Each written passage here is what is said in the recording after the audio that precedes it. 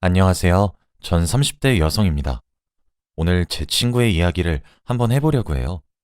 제가 할 이야기는 지금으로부터 몇 달 정도 전에 일어난 이야기입니다. 지금 이곳에서 사연을 들으시는 여러분들처럼 제가 오랜 시간을 살지 않아서 그리 연륜이 있거나 현명한 나이는 아니지만 제 인생에서 이처럼 쇼킹한 일이 또 있을까 싶을 정도로 정말 기가 막힌 일을 겪었습니다. 저에겐 정말 친하고 가장 소중한 친구가 한 명 있어요. 이 친구는 저와 고향 친구인데 학창 시절을 모두 같은 학교에서 보냈죠. 심지어 대학도 같은 학교에 입학했기 때문에 정말 제 인생의 대부분을 이 친구와 함께 보냈다고 해도 과언이 아닙니다. 제 친구는 제 인생에서 정말 등불 같은 존재예요. 제가 힘들거나 지칠 땐 위로도 해주었고 나태해지면 채찍질도 해주었죠. 울고 웃는 것을 함께하며 우정을 쌓았습니다. 제 짧은 인생을 돌아보면 항상 커다란 이벤트엔 이 친구가 등장하는 것 같아요. 아마 제 친구에게 저도 그런 존재겠죠. 그런 제 친구는 여자가 가장 예쁠 수 있고 행복한 날이자 일생에 딱 한 번 있는 많은 사람들의 축복을 받고 환하게 웃어야 하는 날, 바로 결혼식 당일에 변호사를 만나러 갔습니다. 지금부터 그 이야기를 한번 해보려고 해요. 제 친구는 현재 6년 정도 만난 남자친구가 있었어요. 긴 시간 동안 만나며 연애를 했죠. 그래서 당연히 그 남자친구와 제 친구는 미래를 약속한 사이였어요. 남자친구가 제 친구에게 프로포즈를 할 때 제가 도와주기도 했거든요. 촛불을 하트 모양으로 만들어 프로포즈를 했었는데 제가 그 초에다 불을 붙여주었거든요. 아무래도 6년 정도 만난 깊은 사이다 보니 서로 부모님들을 뵈러 가기도 하고 명절에 인사를 드리기도 했죠. 자연스럽게 양가가 모여서 식사 자리가 만들어졌고 그 자리는 상견례 자리와 다를 바 없었습니다. 그렇게 자연스럽게 제 친구는 결혼식을 준비하기 시작했어요. 그런데 그때 전 세계적으로 코로나라는 질병이 유행하기 시작했죠. 당시 결혼식을 하기 위해 모든 준비가 다 진행이 된 상태였어요. 정말 식만 올리면 되었죠. 그런데 코로나란 질병은 전염성이 정말 강했고 그로 인해 사상자까지 생기게 되었어요. 그때는 정말 너무 상황이 심각했죠. 한국에서도 하루에 확진자가 1000명이 넘어갔고 국가적 재난으로 분류되기 시작했습니다. 모두가 외출을 삼가하기 시작했고 두려워했으며 힘들고 고통스러워한 시기였죠. 2단계니 3단계니 정말 공황 상태였습니다. 제 친구는 결국 예식을 취소했어요. 사실 일정을 딜레이할 수 있었지만 당시엔 지금처럼 백신이 나올 수 있다는 말도 없었거든요. 그래서 결혼식 일정을 계속 미루고 미루었지만 취소해서 확 밀어버리는 과감한 선택을 하더라고요. 하지만 사실상 결혼식만 올리지 않았을 뿐이지 미래를 약속한 사이였고 양가에서도 이미 며느리와 사위의 도리를 다하고 있었기 때문에 양가의 허락하에 미리 살림부터 합쳤죠. 1년 조금 넘게 미리 신혼집에서 함께 살기 시작했어요. 그땐 돈을 딱 절반씩 모아서 집만 샀어요. 공동명의로 말이죠. 그곳에서 신혼을 시작한 친구는 참 행복해 보였습니다. 친구는 결혼에 대한 로망이 넘치는 아이였는데 로망을 하나하나 이루면서 행복해하는 모습이 참 보기가 좋았어요. 친구는 혼인신고를 바로 하진 않았습니다. 친구가 가진 여러 로망들이 있는데 그 중에 하나가 바로 결혼식 당일에 혼인신고서를 제출하는 것이었어요. 그게 바로 꿈이자 로망이라며 그것만은 결혼식 일정과 함께 뒤로 미루었죠. 그렇게 친구는 코로나 사태가 누구보다 빨리 해결되길 바라는 마음으로 빌었고 사태가 잠잠해지길 기다리더라고요. 사람들이 방역수칙을 잘 지키니 심각해지다가도 잠잠해지길 계속해서 반복하다가 올해 들어서 백신 이야기도 슬슬 나오기 시작했죠. 상황이 조금씩 안정되기 시작하자 친구는 이때 결혼식을 올리기로 결심을 하더라고요. 다시 예식장과 스튜디오, 드레스, 메이크업 등등을 알아보고 다니기 시작했죠. 저는 신부의 오래된 친구였고 누구보다 제 친구의 행복을 바라는 사람들 중 하나였기에 저도 물심양면으로 도왔습니다. 결혼식을 미뤘던 날이 길었던 만큼 그 사이에 친구와 남자친구는 돈을 잘 모아서 더 예쁘고 화려한 결혼식을 할 수 있게 되었어요. 웨딩사진 촬영을 하는 날에도 제가 도우러 갔었는데 정말 예쁘고 잘생겨서 잘 어울리더라고요. 그렇게 결혼식 당일이 다가왔습니다. 저는 친구의 가방순이를 자처했어요. 가방순이는 신부 도우미 같은 역할이거든요. 신부에게 들어오는 축의금을 받기도 하고 그러죠. 그날 너무 예쁘고 아름다웠던 친구와 신부 대기실에서 사진을 얼마나 많이 찍었는지 몰라요.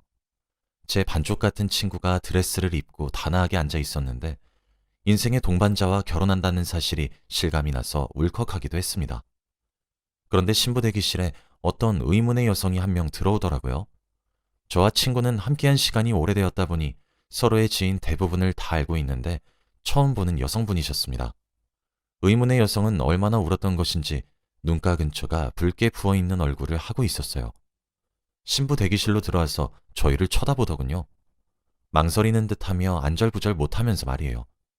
사진을 찍으시겠냐는 사진사의 말과 누구시냐는 제 질문에 그 여성분은 이내 결심을 굳힌 듯 저희 쪽으로 다가왔습니다. 그리고는 저도 정말 몰랐어요. 저도 어제 알게 되었어요. 만일 제가 미리 알았더라면 만나지 않았을 거예요. 오늘 같은 날 이런 일을 겪게 해드려서 그리고 알려드려서 정말 죄송합니다. 하지만 그쪽도 더 늦기 전에 아셔야 할 것 같아서 이렇게 찾아왔어요. 정말 죄송합니다. 라고 말을 하며 친구에게 A4 몽지를 건네더라고요. 그리곤 그 자리에 주저앉아서 입을 틀어막고 눈물을 흘리더군요. 근처에 그 여성분의 친구분들도 있었던 것인지 두 명의 여자분들이 더 들어와서 그 여성을 일으켜서 달랬습니다. 그 의문의 여성분은 친구들에게 부축을 받으며 제 친구에게 다가와 연락처를 하나 남기고는 신부 대기실을 나가더라고요. 그런데 종이 뭉치를 넘겨보는 제 친구의 표정이 참 심상치 않았습니다. 종이를 넘기면 넘길수록 얼굴이 새하얗게 질려서 부들부들 떨었어요. 처음엔 손만 떨더니 곧이어 온몸을 덜덜 떨더라고요. 제가 너무 놀라 친구에게 다가가서 왜 그러는 거냐고 물었죠. 친구는 아무런 말도 없이 제게 종이 뭉치를 건네어 주었고 제게 고스란히 보여주더라고요. 그것들을 받아서 읽어보는데 정말 제 두 눈을 의심했습니다. 아찔하더군요.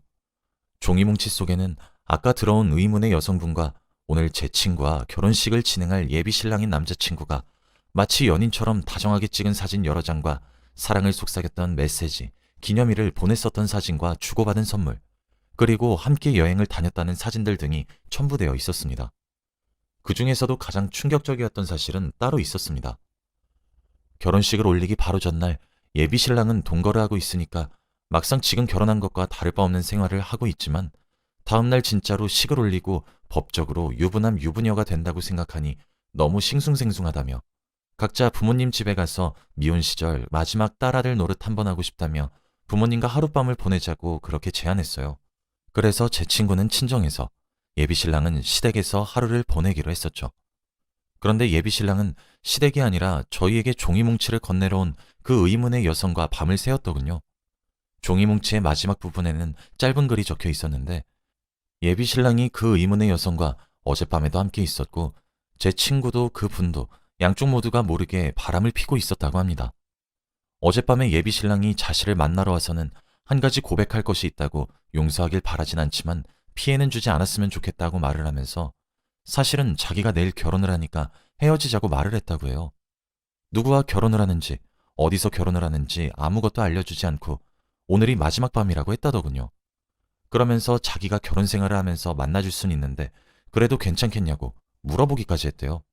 그 여성분은 괜찮다고 헤어지자며 이별을 담담히 받아들인 척했고 밤새 몰래 이 증거들을 만들었던 거죠. 그리고 친구들에게 급히 부탁을 해 예비신랑 뒤를 미행했던 거였고 결혼식을 올리기 직전에 예비신랑의 정체를 모두에게 알리면서 망신을 주고 무엇보다 오늘 신부가 될 제 친구에게 진실을 알려주기 위해 이곳에 종이뭉치들을 사람들에게 뿌릴 계획을 했던 거였죠. 하지만 신부인 제 친구 측에서는 이런 사실들을 모르고 있을 것이 분명하다고 생각해서 좀 더 상세하고 많은 양의 종이뭉치들을 만들었던 거였습니다. 그리고 아무것도 모르고 행복해하고 있을 제 친구에게 좋은 날을 망친 미안한 마음이 들어 죄송하다고 사죄를 하며 이 모든 사실을 전한 거였어요. 여성분이 찾아왔을 때에는 이미 식은 시작되었습니다. 제 친구는 신부 입장을 위해 대기실에서 나가야 되는 순간이었거든요. 그런데 그때 이 증빙 자료들을 제 친구에게 전했고 하객들에게도 나눠준 거죠. 저는 결혼식장을 살펴보고 오겠다며 결혼식을 할 홀로 향했어요. 이미 거긴 정말 파국이었죠. 그 의문의 여성은 목에 핏대를 세워가며 하얀 버질로드 위에 서서 예비 신랑의 만행을 고발하고 있었고 제 친구의 어머니는 바닥에 주저앉아 넋을 놓고 있었습니다. 친구의 아버지는 어쩌면 이미 사위였을 예비 신랑의 멱살을 잡고 고래고래 소리를 지르고 있었고요. 신랑 측 신부 측 가릴 것 없이 하객들은 웅성대고 있었고 그 여성분은 예비 신랑의 친구들에 의해 질질 끌려나가고 있었어요. 여성분의 친구들은 그런 걸 막기도 하고 하객들에게 전단지를 나눠주고 있더군요. 정말 개판이 따로 없었어요. 완전 난장판이었죠. 저는 신부 대기실로 돌아갔습니다. 친구는 제게 밖의 상황은 어떠냐고 물어보더군요. 어떻게 제가 그걸 고지고대로 전할 수 있겠나요? 저는 정말 아무런 말도 할 수 없었어요. 위로도 해줄 수 없었죠. 친구는 아무런 말도 하지 못하는 절 보더니 이내 모든 것을 직감한 모양인지 제게 도움을 청하더군요. 저는 직원을 불러 친구가 웨딩드레스를 벗는 것을 함께 도와줬어요. 친구는 화장도 채 지우지 않은 채로 옷을 갈아입고는 제게 말하였습니다. 나 지금 너무 혼자 있기 싫은데 나랑 어디 좀 같이 가주라. 라고 하면서요. 전 차라리 제 친구가 펑펑 울기라도 했음 싶더라고요.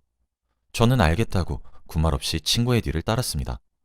당연히 인생에서 가장 행복해야 할 제 친구의 결혼식은 개판이 되었고 신부가 있지 않은 결혼식은 무산이 될 수밖에 없었어요. 친구 휴대폰으로 미친 듯이 전화가 걸려오더군요. 친구는 부모님께 지금은 저와 단둘이 잠시 있고 싶다고만 전하고 전화기를 아예 꺼버렸습니다. 그렇게 친구를 따라간 곳은 이혼 전문 변호사의 사무실이었어요. 친구는 곧바로 변호사에게 종이 뭉치들을 보여주며 이혼 상담을 받기 시작하더군요. 사실상 혼인신고는 하지 않아 법률상 부부가 아니라 이혼 소송을 할 순 없었습니다. 그러나 이미 공동명의로 마련한 신혼집에서 1년이 넘는 기간 동안 신혼생활과 다름없는 생활을 한 점으로 미루어서 사실혼이 성립된다고 하더군요. 사실혼 해소 소송이라고 이혼 소송과 비슷하게 진행되었죠. 그렇게 친구는 소송을 준비했습니다. 친구는 그날 받은 연락처로 전화를 걸어 그 여성분과 연락을 했어요. 그리고 소송에 필요한 자료를 제공받기도 했죠. 그리고 그 의문의 여성분 또한 성심성의껏 자료들을 제공해 주더군요. 그놈은 두 여자를 완벽하게 속였던 거죠. 제 친구는 그 여성분 또한 저와 같은 피해자와 다름없다고 하더군요. 그 여성분도 자신의 존재를 몰랐다고 합니다. 그 여성분께 자초지종을 들으면 들을수록 진짜 그놈은 진짜 가관이더군요. 그 여자와 만난 지는 올해가 있수로 4년째라고 했죠. 친구와 만나고 1년 반 정도 지나자마자 그 여성분과 바람을 핀 거였어요. 예비 신랑이었던 그놈은 직업 자체가 다른 지역으로의 출장이 잦은 직업을 가지고 있었습니다. 그래서 출장을 핑계로 두 여자를 만났더라고요. 제 친구에게 지방으로 출장을 간다 그러고 그 여성분을 찾아갔었고 그 여성분께도 출장을 간다 그러고 제 친구를 찾아왔더라고요. 제 친구와 동거를 시작한 이후로는 그 여성분과 미래를 보내고 퇴근을 했던 모양입니다. 그렇게 4년 동안 두 여자를 기만해왔던 것이죠. 중간에 지인들에게도 소개해주곤 했었는데 절대 겹치지 않게 소개해주었더라고요. 제 친구와 결혼을 약속했으니 자신의 학창시절 친구들이나 이렇게 깊은 관계의 지인들을 소개해주었고 그 여성분과는 처음부터 가벼운 마음으로 만났었던 거였는지 동호회 사람들처럼 일회성일 수 있는 지인들을 소개시켜 주었더라고요. 친구는 사실혼 해소 소송을 시작했습니다. 아무래도 한쪽의 일방적인 외도로 인해서 사실혼의 관계가 파탄이 난 경우였기 때문에 제 친구는 위자료의 청구와 결혼식 비용, 신혼여행 비용 등을 함께 청구했고 승소할 수 있었죠. 또 이번에 결혼식을 준비하면서 예단과 예물을 주고받아서 그 비용까지 반환 신청이 가능하더라고요. 다행스럽게도 집은 정확히 반씩 돈을 마련해 준비한 공동명의였고 월급 또한 일정량의 생활비를 모아서 쓰는 것을 제외하고는 각자 관리해서 재산 문제는 쉽게 정리가 되더군요. 그래서 생각보다 금전적인 타격은 없더라고요. 제 친구는 그렇게 미래를 약속했었던 남자와의 이별을 준비했죠. 저는 그저 그런 친구의 곁을 묵묵히 지켜주었습니다. 그런데 거기서 끝나지 않았어요. 아무래도 결혼식에 있었던 하객들도 일련의 사정들을 모두 알게 되었고 그렇다 보니 이 사람 저 사람 입에 이야기거리로 오르락내리락 거렸어요. 친구가 참 스트레스를 많이 받더군요. 얼마나 안타까웠는지 몰라요. 그러던 어느 날 제게 모르는 번호로 전화가 한 통 걸려왔습니다. 저장되지 않은 번호라 뭔가 싶었지만 전화를 받아 여보세요? 라고 했죠. 그런데 글쎄 상대방은 그놈이더라고요.